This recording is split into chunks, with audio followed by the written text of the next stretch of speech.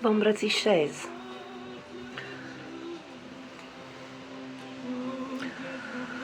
O ploicică frumoasă și un pic de soare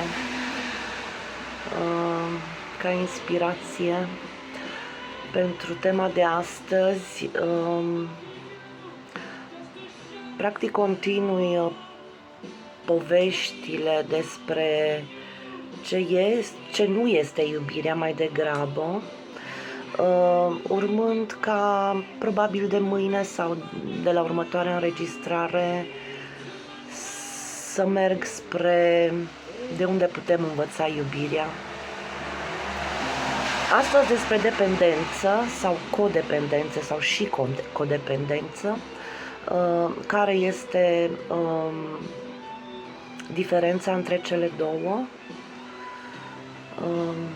Dependența se referă la a ne agăța emoțional de persoana pe care o iubim, astfel încât majoritatea deciziilor noastre, tot ceea ce construim despre noi ca identitate, depinde sau se dezvoltă luând tot timpul în calcul poziția celeilalte persoane. Codependența se referă la dependența reciprocă a celor doi parteneri și este o dublă dependență, ca să zic așa,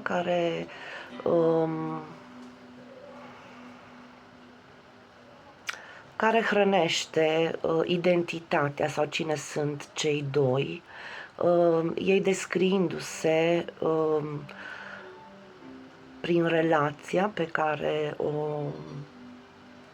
o trăiesc împreună, iar asta se află cumva în miezul ființei lor, astfel încât dacă se întâmplă o despărțire sau apar divergențe, identitatea persoanei îndrăgostite sau în iubire se pierde sau suferă foarte mult.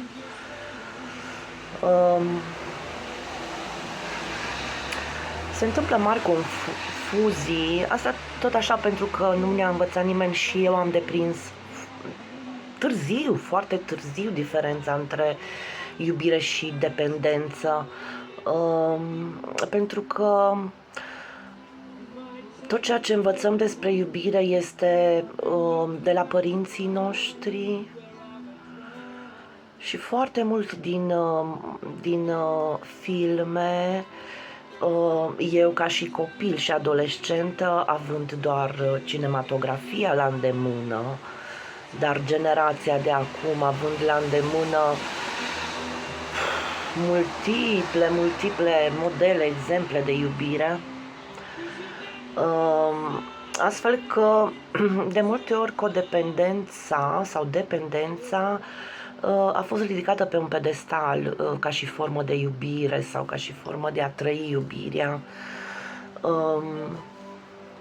Ce înseamnă să fii dependent emoțional? Am încercat să explic un pic mai devreme, dar cred că cel mai ușor ne putem da seama despre asta atunci când starea noastră emoțională de zi cu zi gravitează în jurul relației cu partenerul sau partenera, când deciziile despre viața noastră întotdeauna ne trimit cu gândul la oare ce ar spune sau ce ar gândi sau ce ar simți partenerul, partenera.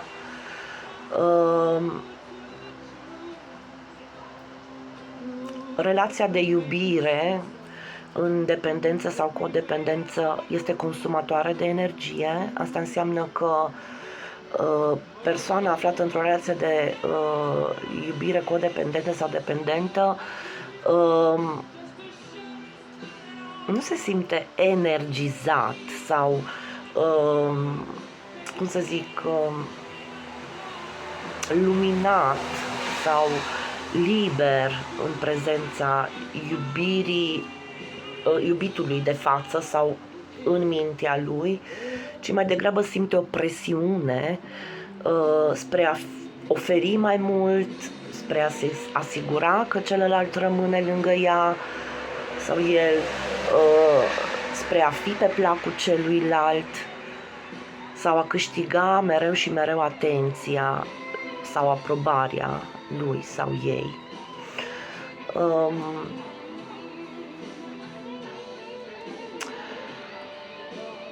Foarte frecvent cuplurile se atașează emoțional. De multe ori este poate o fază inițială a îndrăgostirii sau a dezvoltării unei relații, doar că este necesar pentru, dacă ne dorim o relație sănătoasă și pe termen lung, să pășim din codependență în co-creație, aș spune eu, a relației, da? Codependența înseamnă că ne agățăm fericirea ființei noastre de cineva exterior nouă, riscând să ne pierdem de noi înșine atunci când acea persoană pleacă sau nu mai este disponibilă emoțional pentru noi,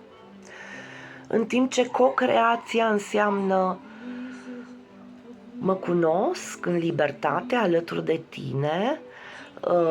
îmi îngădui să fiu așa cum sunt, fără a mă chestiona și controla tot timpul: sunt suficient de bun, sunt suficient de iubitor, sunt suficient de iubită.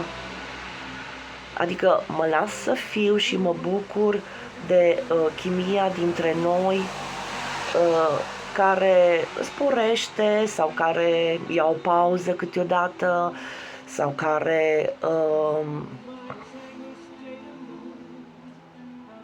care mă face să mă simt în durere câteodată, știu eu, când mi-e dor sau când simt că mă respingi, dar în același timp mă simt liberă și tu te simți liber să fii cine ești,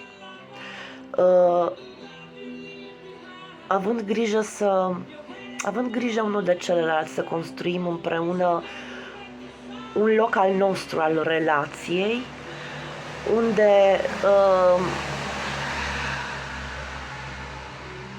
unde nu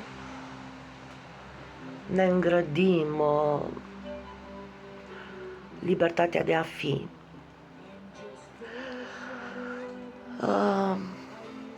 Două, trei lucruri despre ce am putea face dacă ne dăm seama că suntem într-o astfel de relație în care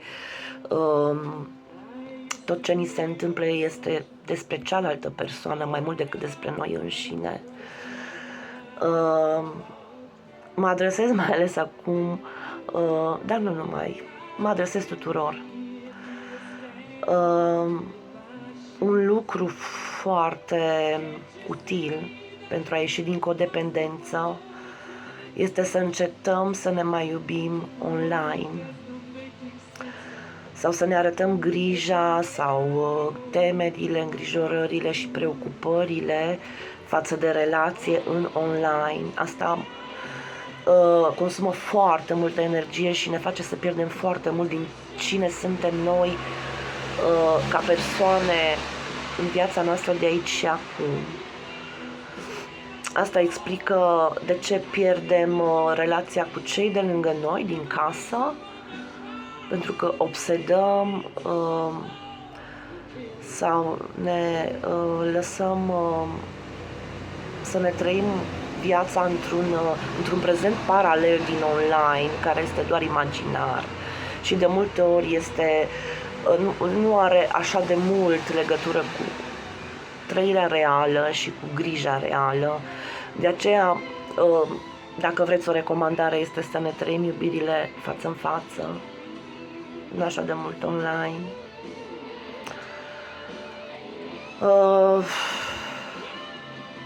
Ce mai putea face dacă te găsești într-o relație de codependență este să te reîntorci la cine ai fost înainte de această relație și la acele obiceiuri, pasiuni, lucruri care le făceai cu plăcere înainte să intri în această relație, pentru că dacă această relație îți consumă foarte multă energie, te ține într-o stare de presiune subconștientă, dragilor, nu conștientă, te ține într-o relație de presiune pentru a da mai mult sau a primi mai mult sau nu e suficient ceea ce avem sau trebuie schimbat ceea ce avem, tu nu mai ai energie pentru tine, pentru lucrurile care te definesc și care nu le trăiești în codependență. Pot să fie persoane dragi din familie la care ai nevoie să te reîntorci și să petrești timp, din familie sau din viața socială, prietenii, acei prieteni adevărați, sau pot să fie activități sau pasiuni la care te poți întoarce și toți specialiștii pe relații spun că se întâmplă un lucru paradoxal în momentul în care facem această schimbare în noi înșine, și anume în momentul în care ne îndreptăm spre ceea ce facem cu plăcere și cu drag și cu pasiune în viața noastră, partenerul este și mai atras cumva de noi. Pentru că îi permitem să se reîndrăgostească și să co-creem, revin din nou la termenul ăsta, la adică împreună, da? Să ne creăm prezent și viitor, dacă vreți,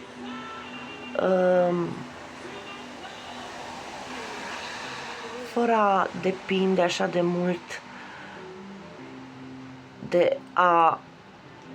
da și a primi recunoștință și știu eu ce, o formă de schimb care să fie dovada iubirii. Iubirea nu este ceva pentru care trebuie să cerșești, ceva care e necesar să fie cerșit sau presat. Iubirea este atunci când ne iubim pe noi înșine și ne acceptăm așa cum suntem și creăm alături de ceilalți viața pe care ne-am dorit-o întotdeauna pentru noi și ne-o dorim pentru noi și pentru cei dragi.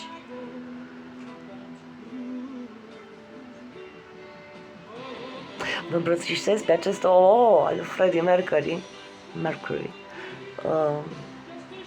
Da, Too Much Love Will Kill You este o formă prin care și Freddie și-a dat seama că există o formă a iubirii care este prea mult și cred că este cea despre care am vorbit astăzi, adică atunci când e mai mult decât iubire, e atașament și, dacă vreți, o cotropire a vieții celuilalt sau o revendicare a prezenței lui în viața noastră pentru a fi fericiți. Zi cu bine, duminică luminoasă, mă doresc.